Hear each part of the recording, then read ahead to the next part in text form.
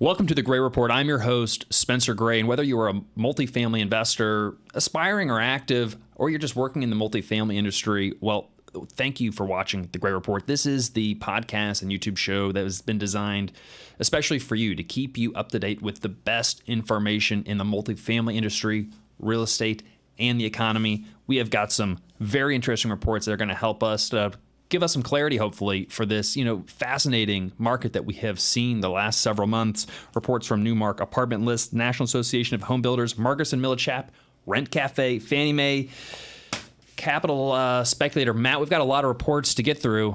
Let's get into it.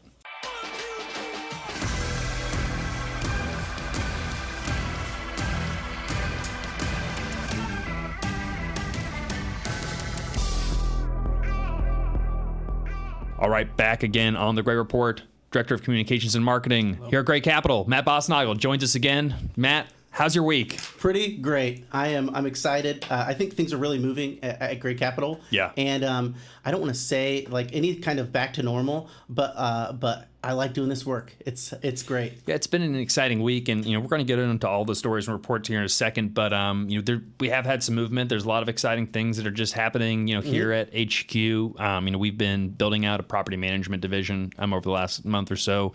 Again, not to spoil any major announcements, but we've been working on bringing in more things in-house, being a true vertically integrated operator. We've got some opportunities that are really exciting given the current market conditions. I think we're finding some great buys. We've been super selective, though. I was tallying up how many deals we've underwritten this year, Matt. Yeah. 134 so far, and probably actually up to 135 now since I last looked at it. That's trickled down to only 4 deals that have actually penciled, and we may get one or two out of that 134. So it takes, and those are all deals we've done a pretty serious underwriting. That doesn't include some of the deals we've just kind of tossed in the trash as soon as they've been sent to us. Yeah. But yeah, we've got some exciting opportunities. If you'd like to learn more, if you're an accredited investor, hop on over to gray.fund. We'll send you over the information, the deck for the fund, the property supplementals. Start doing your due diligence. But again, have to be accredited investor. But if you're interested in investing in some stabilized, cash flowing, multifamily apartments in the Midwest, get in touch with us. Matt, let's get into the reports though. You want to start with the Capital Spectator piece. This was interesting. This popped in into our feed this morning. So, but it was, I think, a good overview on potentially a positive outlook for the economy for Q3 GDP. So maybe we don't have a negative GDP number. Maybe that we had this quick technical recession and we're into some decent growth. But essentially after 2 quarters of contraction, US GDP is on track to recover in the third quarter.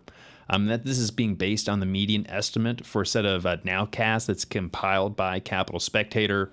But a lot of this is based on the PMI survey data, and it's also pointing to an accelerating slide in the output that anticipates a deep recession. So I think maybe some immediate good news with some potential, still potential recession hanging out there in the ether. Again, the yield curve has been deeply inverted, and that would point to a recession, not just the little technical one we're in right now, Matt.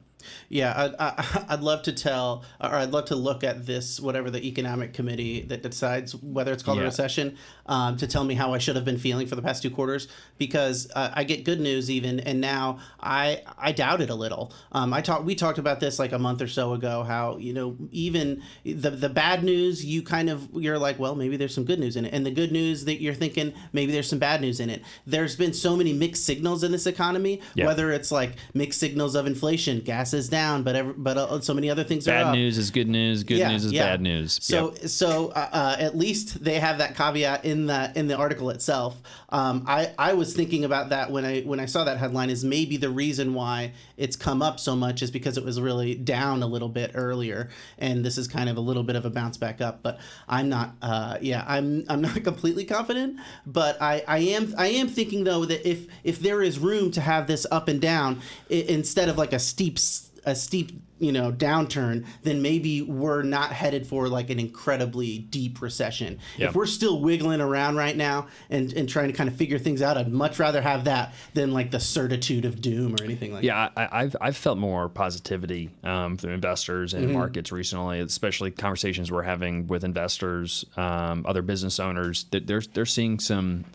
positivity in the market. Not that there still aren't risks out there, but I think we're navigating through this in not the worst way. And of course, this concern though, as a future recession, is really pointing to the kind of slowdown in PMI, or the producers and manufacturing index. So people are making less stuff because of less demand. Yeah, which makes sense. Less demand, potentially less jobs, less hiring. We've seen some firings. Ford laid off 3,000 people. Yeah. They announced, which again, the bad news is good news. That's exactly what the Fed wants to see.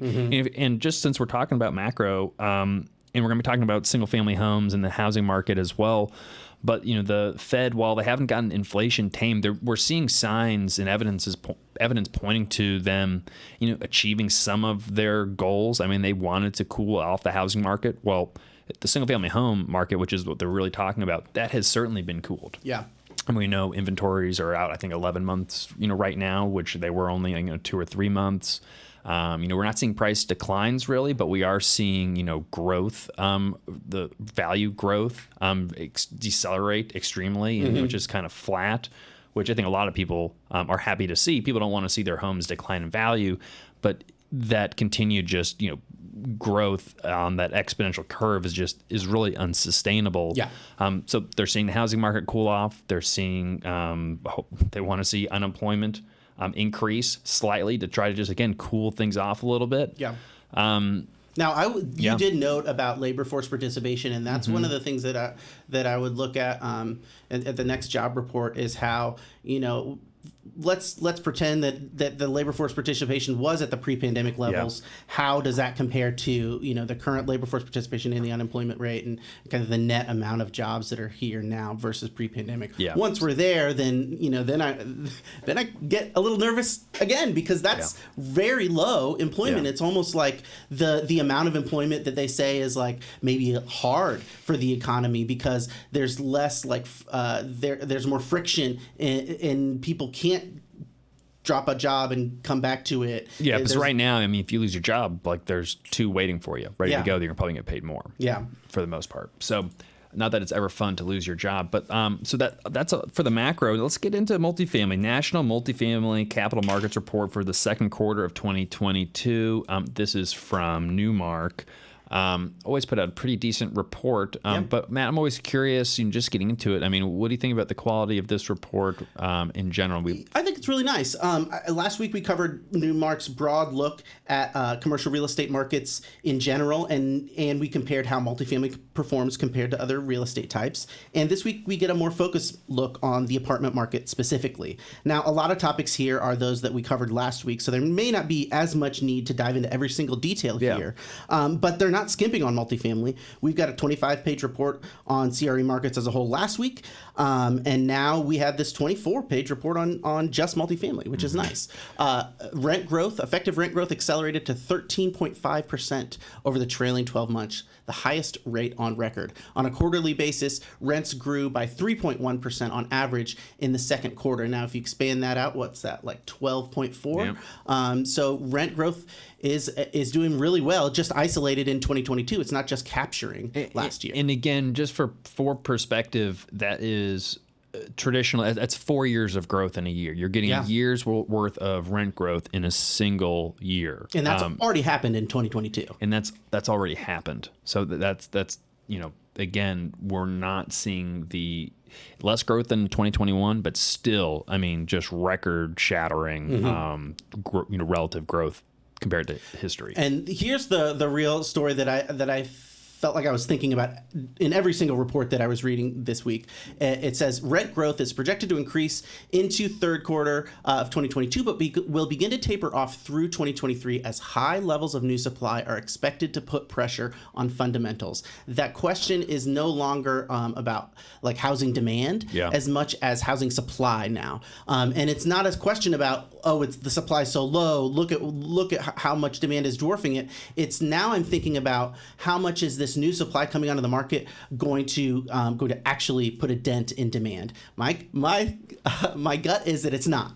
And one of the reasons I think it's not is, or at least not majorly, is because the timelines for construction are continued to be pretty long. I think I read some, and we'll get into this later, but I read some LinkedIn posts from the RealPage team that suggested maybe a lot of these projections for apartment construction are a little bit optimistic. Yeah. And instead of maybe like closer to 500, maybe we'd be closer to 400,000 apartments, which is still a lot, but it's not as much. That is still a lot. I mean, they do mention that when looking at the market fundamentals, that absorption last year was 660,000, which is almost like twice what we typically. Yeah. I mean, that outstrips normal supply by double. It talks about rising construction costs have caused nearly 50% drop in expected deliveries, to your point, Matt. But they are saying that new supply has outpaced absorption in the first half of 2022. Okay. Now that can catch up, but I also think it's incredibly important to reference that that's just super market by market, submarket by submarket dependent. And I think we're seeing that in like the Phoenixes and maybe Austin and some of those other markets that have seen just like crazy amount of supply. So there's some slack in the market that has to be of like, reeled in. But a lot of other markets, again, especially what we're looking at, we're just not seeing that amount of supply come online. But then I also want to just mention, Matt, kind of the returns, kind of bottom line. How is this all... how is this affecting in multifamily investors? In total returns through the second quarter of 22 average 24.4% on an annualized basis. That's a 450 basis point increase from just 21. Now inflation's rocking at 9.1% again, so that's record high inflation.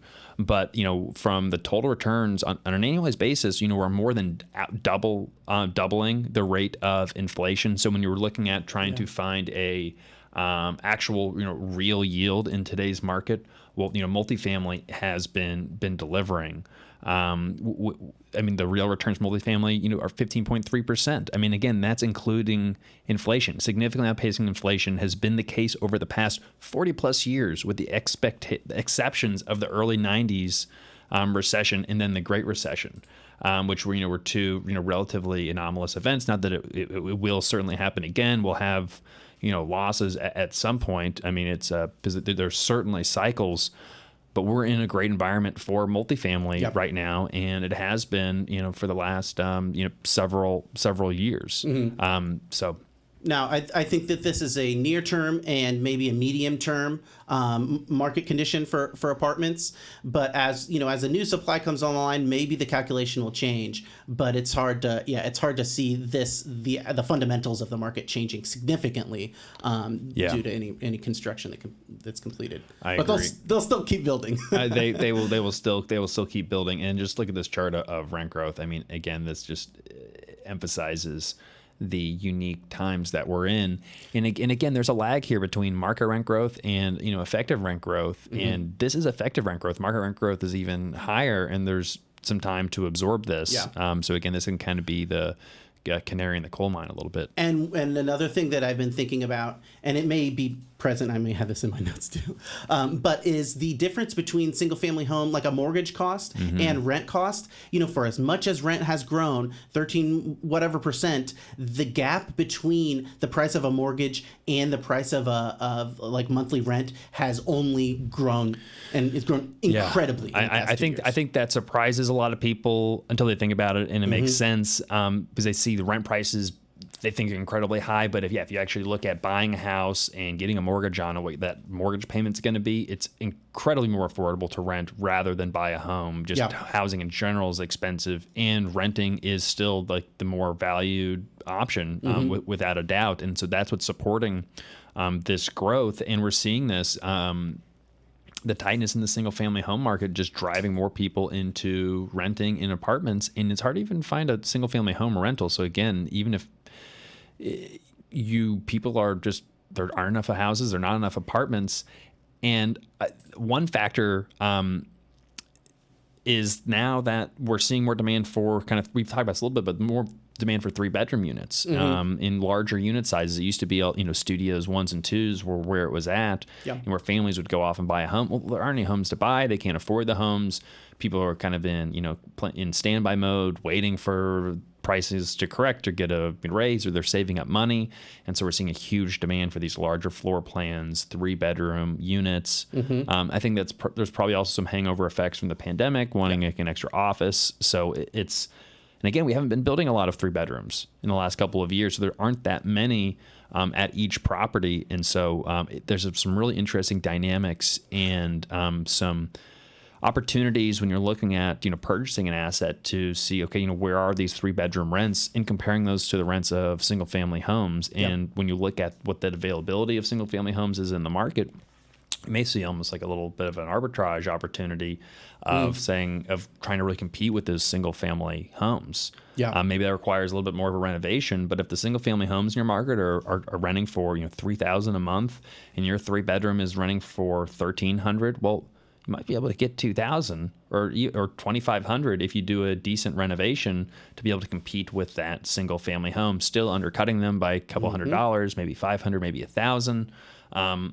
But that's a great value proposition to someone who's looking for a large unit. What I was thinking about when you were saying this, and when I was reading about how millennials and Gen Z are renting more, and they're maybe Gen Z is expected to rent for longer because of this mismatch between mortgage and monthly rent payments, is like a cultural shift. Now, this shift has been, largely related to economic circumstances. These people still, and we've seen surveys about everyone wants to buy a home. Millennials still want to buy a home more than they want to rent. But what if, it may just be at the margins, but what if there is a little bit of a shift, and now people don't even care as much about buying a home? It's not their dream anymore. And how long does it take from someone when they made the decision, all right, I just can't afford a home right now, like they're not pursuing a home, they're taking themselves out of the market?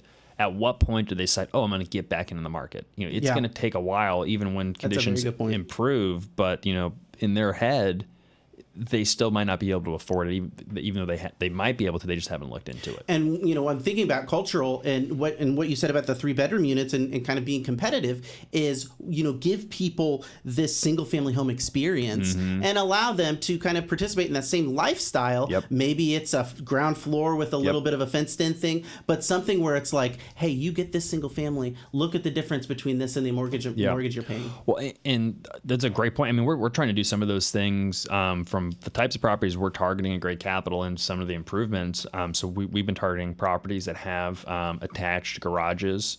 So you can pull your car in, walk right into your kitchen, or you have laundry room, mudroom, or whatever. But we're also we're installing like fenced in yards, like little private yards on first floor units, where we're putting in like a nice wrought iron fence, and then we're putting some artificial turf. So whether you have kids or a pet, like you've got your own little like private space. That, again, it's not like a big yard, like you've got your space. And then when you think about a single family home compared to an apartment community and the amenities that you're gonna get at an apartment community, you're getting a pool often, getting a clubhouse, you're getting a workout facility, maybe a tennis court, maybe some other amenities that you're just not going to get at a single family rental. So when you're combining, I've got a garage, I've got a decent sized unit, I've got all of these amenities. It is kind of a lifestyle decision that a lot of people it can be sticky, because it's hard to give all of those things up when you're going to have the house that you might be able to afford. You have to put more money into it. It's not necessarily that nice, and you don't have any of those amenities. So it's to walk away from that. Some people don't want to do it. Just real quick, Matt. I think folks will be interested in this and just seeing which markets have grown the most for rents compared to pre-pandemic levels. San Francisco still in the negative. But San Francisco at the bottom, Tampa at the top. Rents in Tampa have increased 43%. Phoenix 41%. There's a lot in the 30s. A lot of these are a lot of Florida, a lot of Florida markets, a lot of West Coast markets. Most of these are in the Sun Belt, which isn't surprising. I mean, Phoenix, Vegas, Inland Empire, Jacksonville, Salt Lake City, Orlando, Miami, Atlanta, Raleigh-Durham, then Nashville, Austin, Dallas, and then Indianapolis. And again, people, Indianapolis is right next to Dallas. It's right next to Orange County. It's above San Antonio. It's above Denver. It's above Philly. It's above Kansas City. It's above Portland, Chicago, LA. I think Indianapolis punches above its weight class. And a lot of it is because like places, for instance, like LA and Chicago, those were places that dipped down early in the pandemic and kind of rose back up. And there are other places that, the story of each market has really been different. It really has. About like their performance pre-pandemic, during the pandemic, and now post-pandemic. Now the story of San Francisco hasn't really changed. It's been sluggish throughout. But places like Chicago have dipped down, coming back up. Places like Tampa never went down at all. Just went up and up. No, everyone just started rushing. And then places like Indianapolis was just stable, steady growth. Now let's move over to this apartment list piece. Pandemic rent growth has been faster in lower cost cities. Well, we just saw that San Francisco has been lagging behind. Markets like Tampa, Indianapolis, other great markets have been doing pretty well, better than some of those large markets. Curious though, I mean, and I want to look at this data visualizer. Pandemic rent growth has been faster. There we go. See that. Will give us the animation is really eye catching, and it's like almost mesmerizing. I think what's even more compelling than this animation is that this trend of higher rent growth in lower cost cities and the enormous gap between the major market price per unit and the price per unit of smaller markets, and how the rent has grown. And it's pretty. It's not perfectly correlated, but they make a really compelling point about how the cheaper the apartment was pre-pandemic, the more rent growth it experienced, and I think it kind of points to maybe future performance. Yeah, a lot of the really high flying markets, even the ones that they cite here as strong performers, we're seeing some softness in terms of month to month. They're kind of casting a larger net when it comes to like time periods. So they're saying that Phoenix and Austin are doing quite well, when in fact lately they may not be doing, and it's because of their rents were really high, and that just they've got to have some room to come down. Yeah, and I don't think that this is going to, I think this is something that's like you said, it's a market to market thing, and a lot of it may have to do with supply. I think some has to do maybe with inflation pressures, but largely it's hard to think of anything except for supply coming into the market that's kind of soft. And it makes sense. I mean, if you're delivering your new luxury apartment when the same another couple thousand units are being delivered, you need to get that thing leased up. And typically, I mean, you give concessions, you have to have competitive rents in that lease up to get to stabilization, because you're on a race to get a refinance and to put permanent debt on that thing or sell it. Because you have a short-term construction loan that you're sitting on, or some kind of bridge loan. So it's a race to get that thing leased up. You can get your rents back up to where you think they need to be in year two. Ideally, you'd hit your market rents in year one, but if you're running into a glut of inventory, you're going to do whatever it takes to get leased up, get stabilized, and put some new debt on it. Maybe it's short-term bridge debt until you get fully up to market at a really good NOI. But it makes sense when that much supply comes on all at once. Yeah, they pull out some markets there, but I just thought that short apartment list piece was interesting, and it flows directly into this Rent Cafe report on apartment construction. Yeah. Let's talk about supply, Matt. Yeah.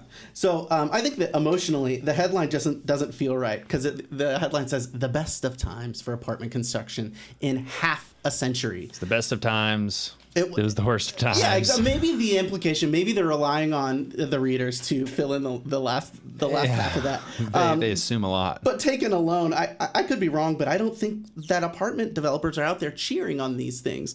I haven't read too much about the labor and maintenance issues lately, but I don't think that they're substantially improving. I'm definitely not reading about things like really markedly improving in the past few weeks or months. Conditions may be better than they were in 2021, but my guess is that apartment builders still have the headaches that they have to deal with.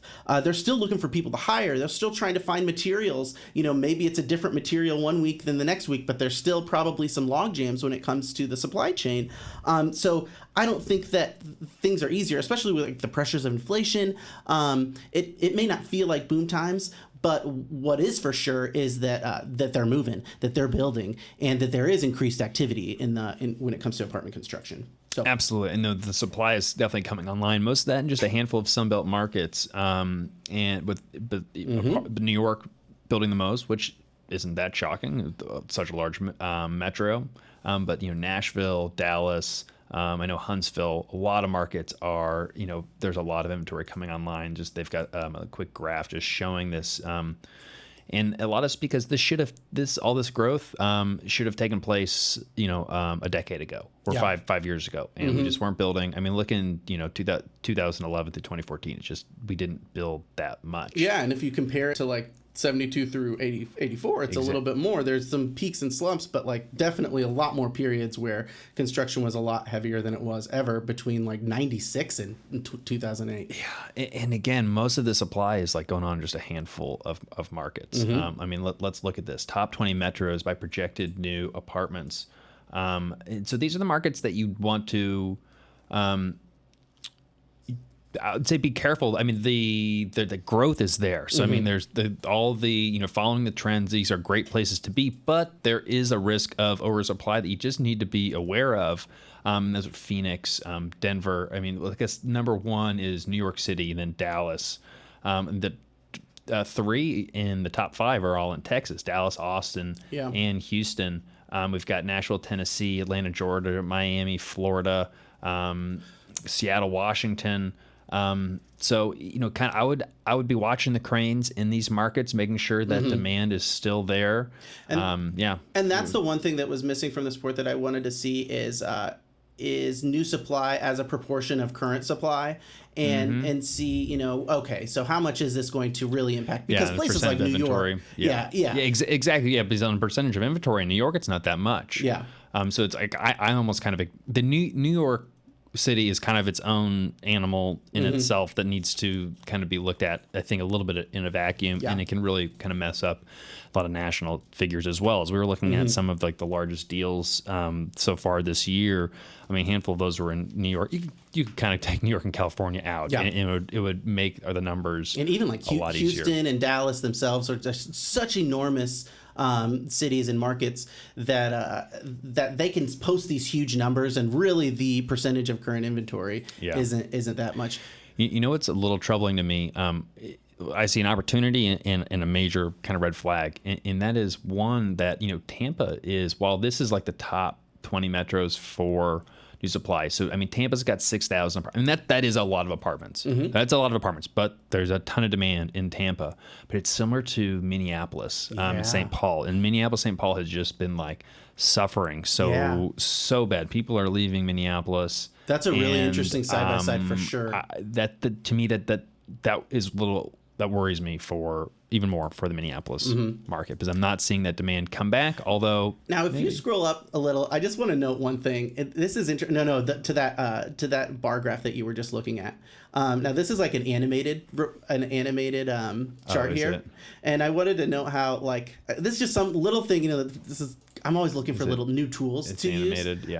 And they could have used a bunch of line graphs to show this change over time, but instead they have these bar graphs that change. That's and kind true. of, and you see. So I wanted to get the order of the stack. Yeah, you get the order of the stack. You kind of see a little bit of like a rat race feel. It would be the same. There's multiple ways to display this information, but I think that this is more exciting and engaging. And I'm always looking for ways to visualize this data and to make a different point than you are. Yeah. This makes me feel like things are moving, things are jostling. You see a lot of movement. Where if it was a bunch of lines on a single line graph, it may not have been as exciting. So. I think it's a good point. I think they want to do the ranking Yeah. So this is, that's kind of more. Well, anyway, Matt, let's move on. Where do you want to go next? You want to go NAHB? Yeah, a couple of they really flow together. I think we're still talking about multifamily construction, and there was a significant jump in multifamily rental development as measured, or at least as reported by the National Association of Home Builders. This very brief report and the one that follows is a perfect segue from the multifamily market to housing general. But suffice to say, multifamily construction is up, which is great for increasing multifamily supply. At 142,000 units started, this was the largest quarter for rental multifamily construction since the second quarter of 1986. And also, in terms of the balance of apartment construction condos, 96% were apartments and 4% were condos. That's a lot of apartments, but again, we need them. Now, I've read some LinkedIn posts from the RealPage team again that suggests that despite this historic amount of multifamily construction going on, it's still slow going. That's something that I mentioned in the last report. Not necessarily rose-colored glasses.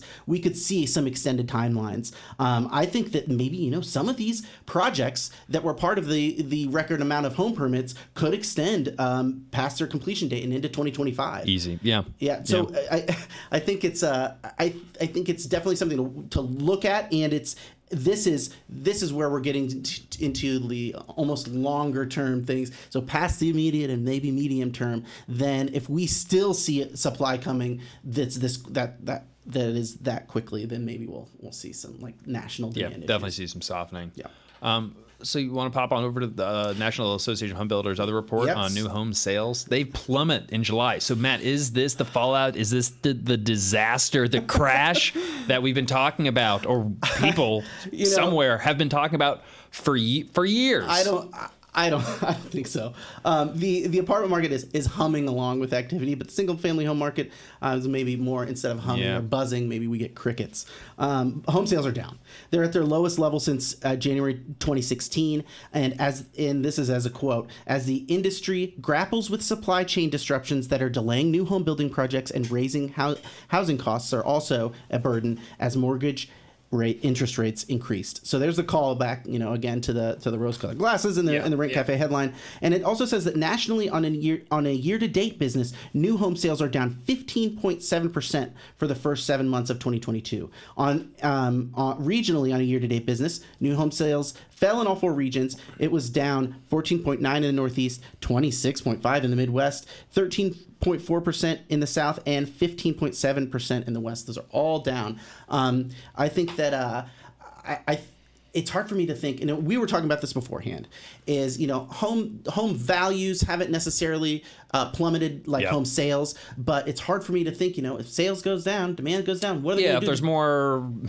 If there's less buyers than sellers, I mean, that's pretty basic. So I'm wondering what's the knock-on effects. What is the consequence, and how is this going to kind of redound to the apartment market? And we can kind of discuss that in a little bit. But I just thought that was an interesting two little quick reports that really flow into that Marcus and Millichap, this Marcus and Millichap housing affordability special report.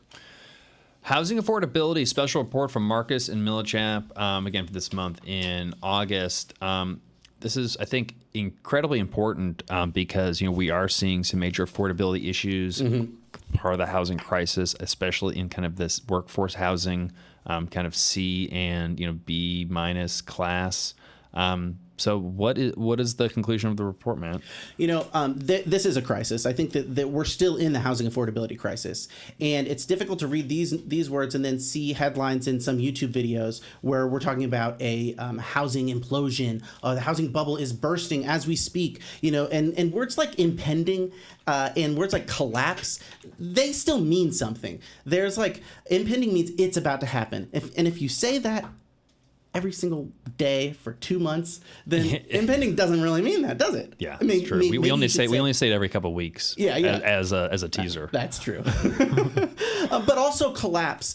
I would say that's definitely not the right word to use, because collapse means like it's falling under its own weight. There's something inherent in the housing market that is going to lead it to collapsing. It's like suppressed, or it's like it's being pushed down from an external source. Yeah.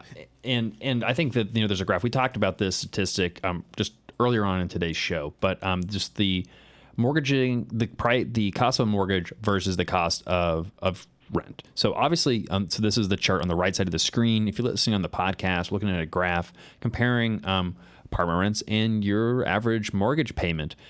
Historically, the past couple of years, there's been like a spread of like $200 or so, basically $200 to $400. Say that spread right now is $1,000. Yeah, that is insane.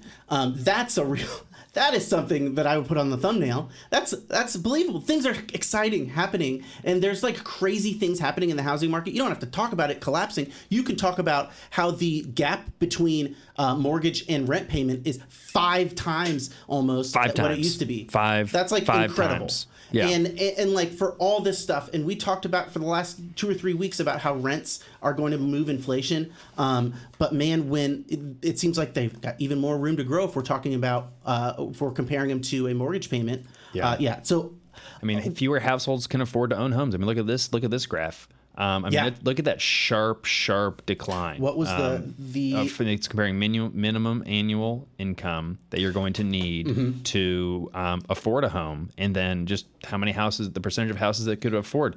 In 2019, just under 50% of households could afford a home, and that you'd have to be making, basically you could afford around 100. Basically, the annual income to be able to afford was $100,000.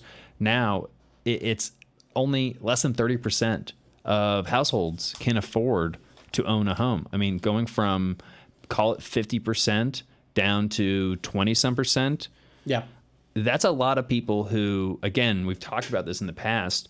There are so many individuals that were potential renters by choice that are now renters by necessity. Now they may still be making good incomes, but they still can't afford a home. Yeah, and that cultural shift makes it could happen because of these forces.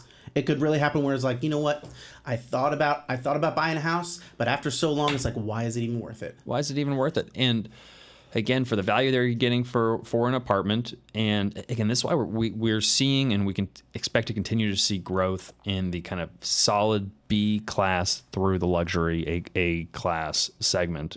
I think that the C class workforce housing is going to catch up, but there's so many, that's the kind of that bottom quartile or whatever of renters of incomes that are just they're going to be struggling due to inflationary pressures.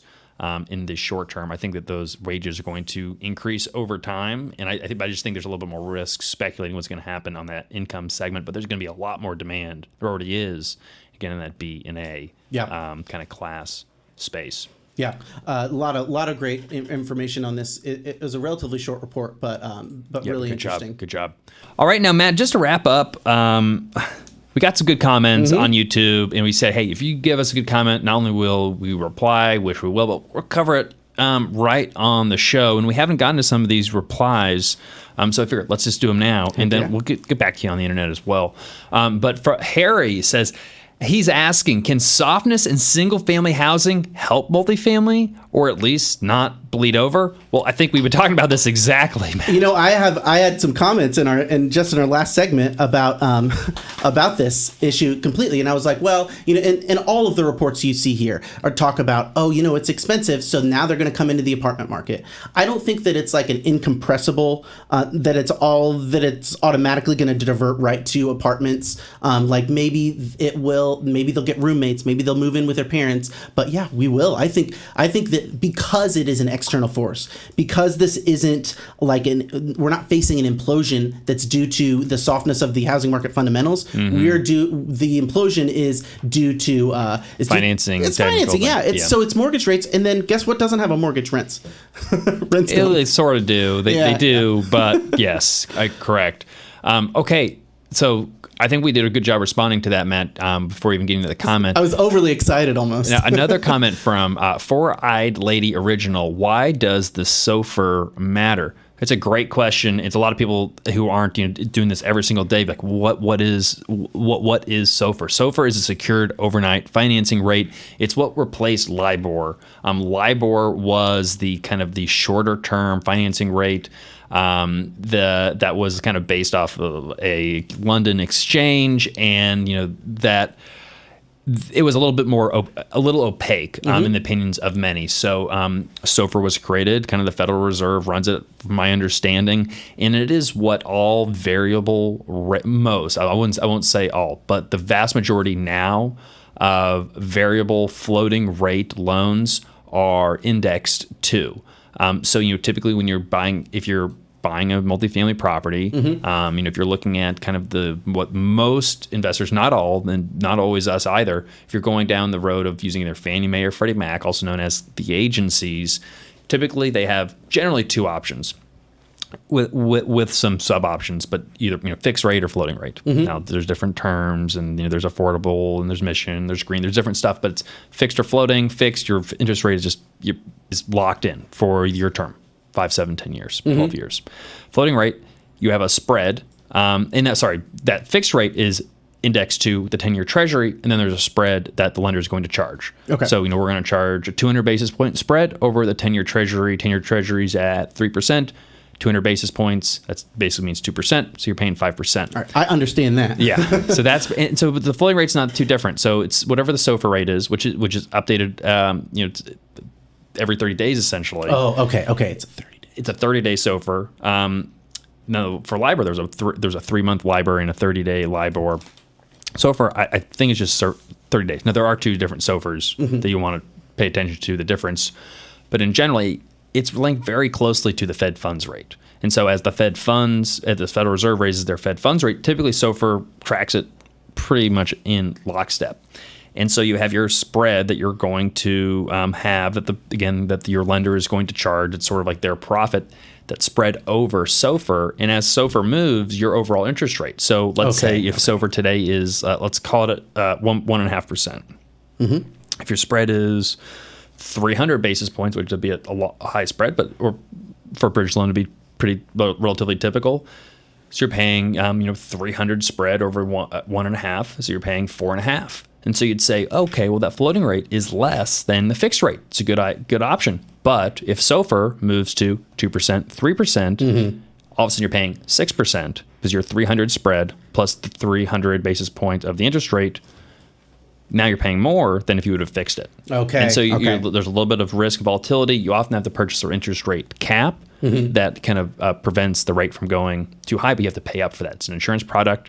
Now, if it does go up, though, the value of that cap can increase. We've actually made hundreds of thousands of dollars this year just on the value of our caps. Yeah. So wow. Okay. So that really is interesting. So SOFR, pay attention to it because there's a lot of loans. That's how everything's financed. It's the rate that everyone is financing these apartments. You could just look at the Fed funds rate that'd give you an idea, but SOFR is very important. So, cool. All right, everyone, I appreciate everyone watching this episode of The Gray Report. Catch us next week. We're going to be digging into similar reports, getting into what's going on in the multifamily market, real estate, and the economy. Make sure you've signed up for the Gray Report newsletter. It's going to have way more articles and insights than even though we can cover on the show. Hop on over to graycapitalllc.com/newsletter. And if you are an accredited investor, we got some deals coming out. You want to get in the know sooner rather than later. Go to gray.fund, get the deck, schedule a meeting, and subscribe to invest in the Gray Fund. Looking forward to talking to you soon and seeing you next week on the Gray Report. Have a good rest of your week.